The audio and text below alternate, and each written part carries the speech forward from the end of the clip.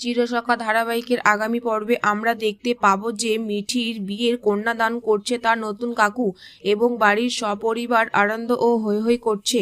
কমলিনী বলছে, আমার ঘর ভাঙলো ছোট।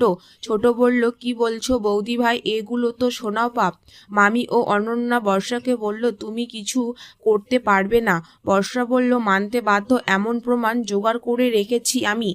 বর্ষা সুযোগ বুঝে ভোরের কাছে এসে তাকে অনেক কথা বলছিল। ভোর বলল, বিয়েটা আগে আমাকে দেখতে দাও। বর্ষা তার শাশুড়ি মার সম্বন্ধে উল্টাপাল্টা কথাবার্তা বলছিল। মিঠি আর কৃষাণুর বিয়েটা সম্পূর্ণ হয়েই গেল।